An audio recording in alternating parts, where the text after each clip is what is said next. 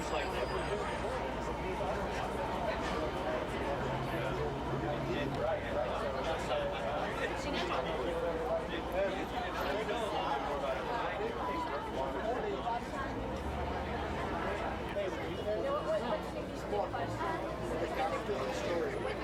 matter what he started, she's full of life, she's funny, and she has a great sense of humor, great joy.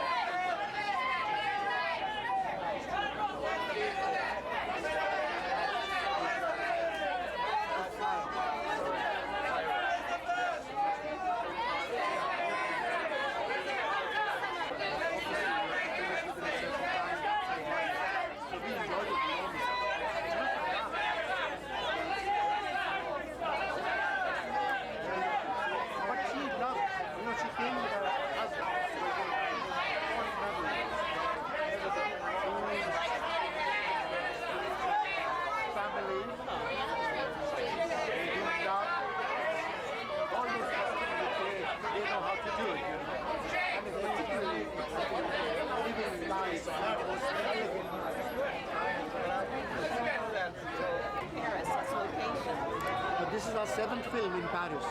You know, in France, we worked, with Jefferson in Paris, Picasso, and proprietor with Jean Moreau. So I think Paris has almost become like a second. Well, certainly for your 7th film, you must have had some ideas about I must avoid cliches. It must be fresh. What was your mindset? Well, I think if you have interesting characters and a good story, it's always fresh. So with merchandise, you can't go wrong. It's very interesting, la politesse, and the whole idea of the French idea of manners, and the maybe Western or American idea of manners and culture clash here. Tell me a little about that. I think that the thing is that, when you take two worlds, one is a young civilization or young nation, that is America, and one is a very traditional old nation. So the contrast of the two worlds, they seek something from us and we seek something from them. Thank you very much. And finally, tell me about Kate and Naomi. Just looking at their picture, the poster, there's a chemistry. Well, there is, because the day they came to Paris to work, they both hit off so well. And it was a joy to have them on the set. And there was a kind of almost like a camaraderie, which is very rare in films. People are always worried or, upset about something, but here it wasn't. Thank you very much. Please tell me about your character and how you changed. A bit of a departure for you. A bit of a departure, not completely, but Uncle Edgar. Tell me about my part. Well, tell you about my part. Or just Uncle Edgar, the character. Uncle Edgar. Tell you about Uncle Edgar? What do I know about Uncle Edgar? My part is a kind of deceivingly simple American, straightforward person who actually has thoughts. So it was great fun to play. And a very kind of gentle, hands-off, light-handed parent. Now this must have been fun, because certainly this whole idea of la politesse, French manners, and the French mindset, and an American mindset, there's a dichotomy. There is a difference. And it was fun. And it was great fun to be in Paris, and it was great fun to work with this extraordinary company of actors. And it was great fun to work with Stockard again. In fact, the whole thing was, and to work for Jim and Ismail again, which I've done before, and it's always been very different from your regular run-of-the-mill job. So, and who could complain about working in Paris? Yes, who could indeed complain about that? So tell me what you did when you weren't shooting. I walked and walked and walked and walked and walked. Museum? Not so much, just the streets. It was fabulous. Thank you very much. Springtime, and I have a tiny part in this movie, so it's an awful lot of time to wander around and enjoy the place that I've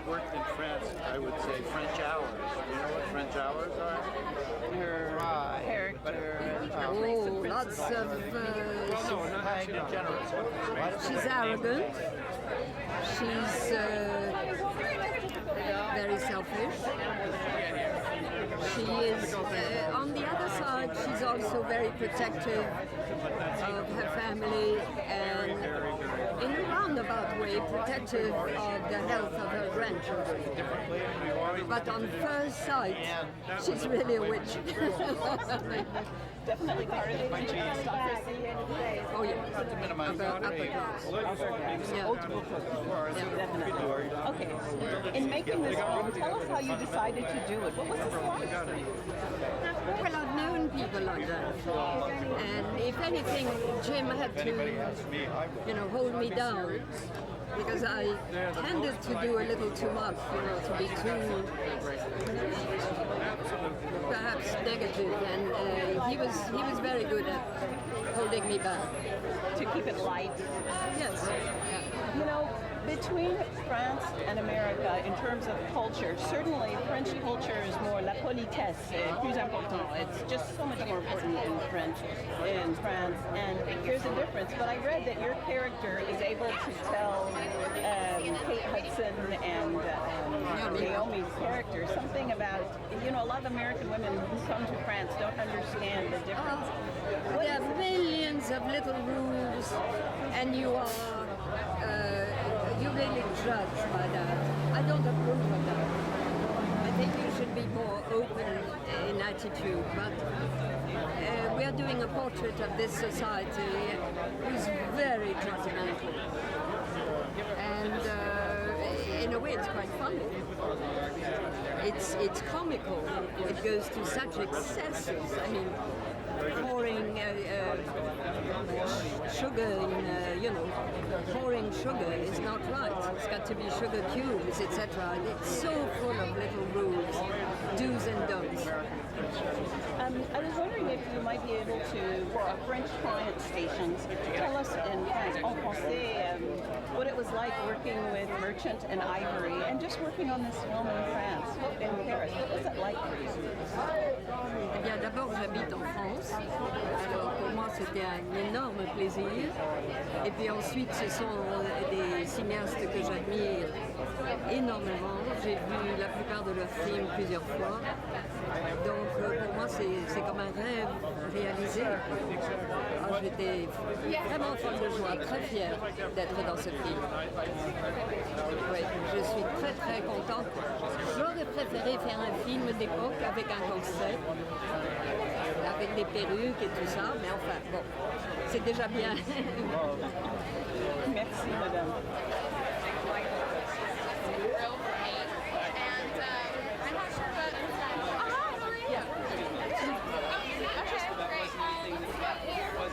Fantastic about making them. It's all good. It's all good. If it broke, besides my TV. Yeah, here at hospital. First of all, I know that this is not the first Merchant Ivory film we've seen in Paris, but did you have to look at Paris with new eyes?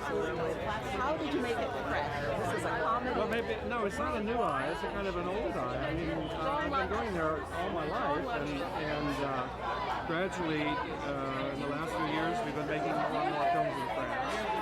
And I think I know the city pretty well now. And there are things that I love to show. I probably show them more than once. There's this whole notion, certainly in France, about la politesse, about manners, about, you don't walk down the street eating. It's just a different idea. And certainly Americans who go to France for the first time, there's a little culture clash, but it is funny. But how did you keep it light? It was built into it. It was built in, it's in the novel itself, and I kind of like to keep things light if I can. I am not a resident of California. And then I didn't want to hammer anything in. I didn't want to hammer anything in. I don't think anything has changed. I mean, we did all this press over the last few days, and all of the reporters and the people from all the different, who come from all the different newspapers and TV and all the rest of it, they were dying to go to France. So they had just come back from themselves. Like, oh, how wonderful! I wish I could go again. I mean, that's an enduring thing. That will always be like that. I mean, So you don't. I don't. That's the most temporary thing. What would you tell people about this film who are so accustomed to Merchant Ivory films, and those who want to see them, but those who perhaps do not? What's different about this film? What Well, can they expect? one of the things is the first Merchant Ivory film in a number of years is it's a contemporary story. It takes place now, and that may alarm some of our friends, but I hope not. Thank you very much.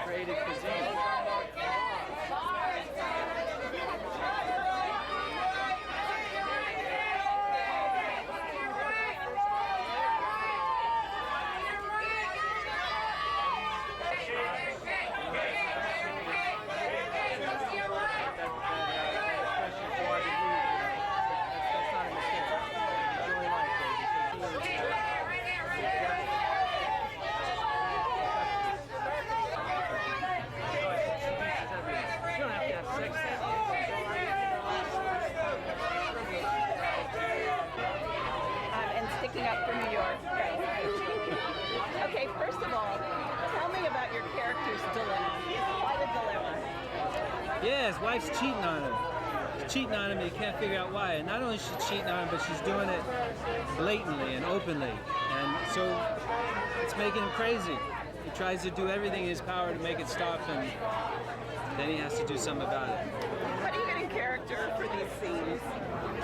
Oh, I don't know. It's inside all of us, you know, all that anger and everything. I mean, the trick to civilization and maturing and evolving, to continue to evolve, is to be able to suppress those angers and hatred and to move beyond it. And that's what we all got to do, you know, so we don't hurt each other when we're angry with each other, but try to find some kind of peaceful solution to it. I hate things that end in violence. Very enlightened.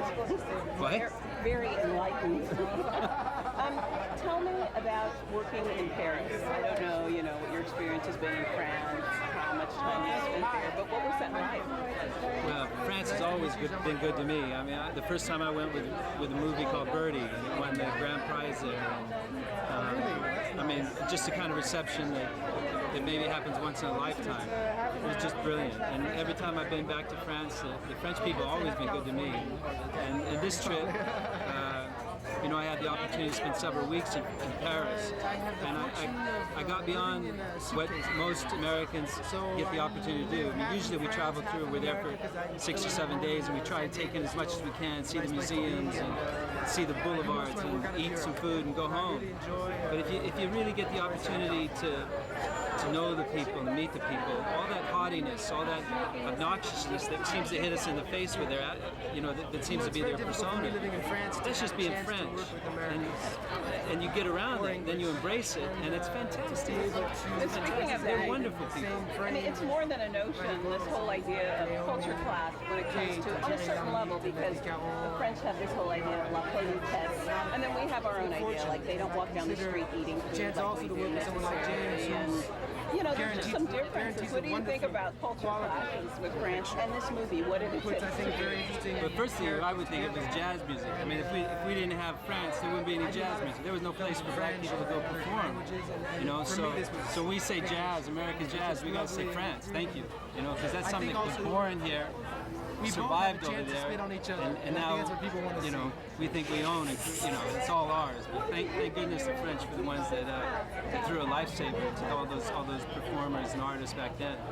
Paris is something you can't know about. Yeah, a lot of novelists, a lot of artists. Teach this cast about Paris. What do you know? Yeah, you know, maybe New York. That you, if you have the chance, have to go to once every 3 years. Paris, you taste, you feel, and it evolves and it changes. And I think if there was any America have inspired each other in terms of what individual freedom is all about, as well as the civil liberties. And make it valid worldwide. Which one would it be? Take the metro. Well, you don't use it as you should. Extremes, you don't have the Cadillac Escapade, that's great, but you should have the other as well. And I think that's one thing that France has done well. I consider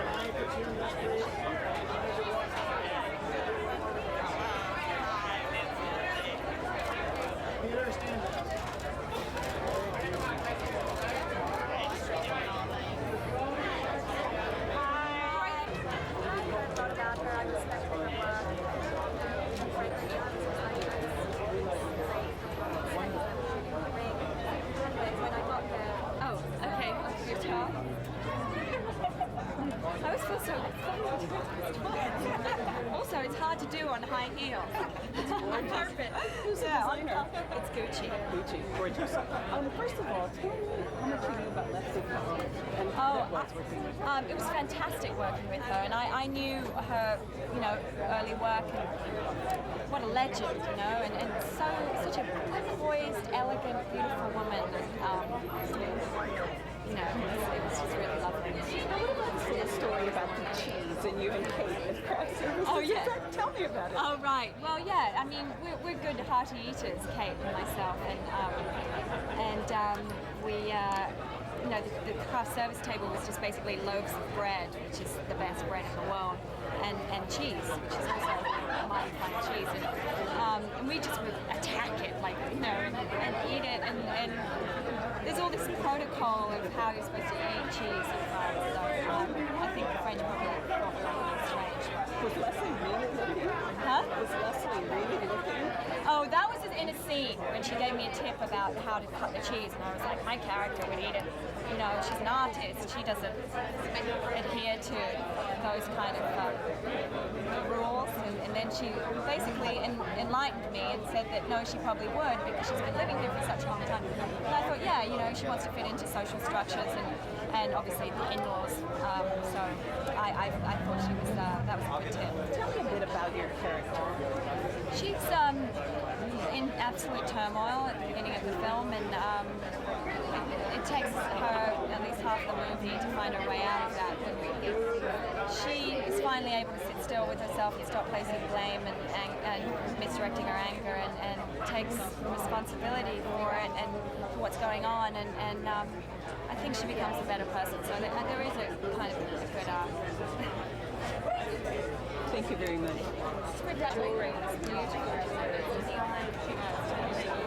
So I have to ask you, the whole, you know, one of the big features of the movie was the red Kelly bag. Yeah. So do you own a Kelly bag yourself, or do they give you one? They gave us one actually just a couple days ago, and that was pretty exciting actually. This is a byproduct of New It York. would have already been registered to vote. Working in America because it's much more laid back, you know, but you know, it's like 2.5 hour lunches. It was a true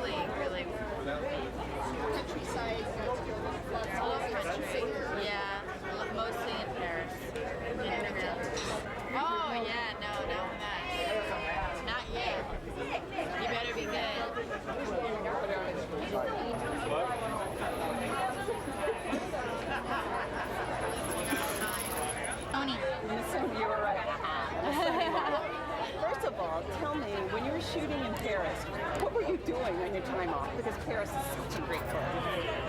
So many things.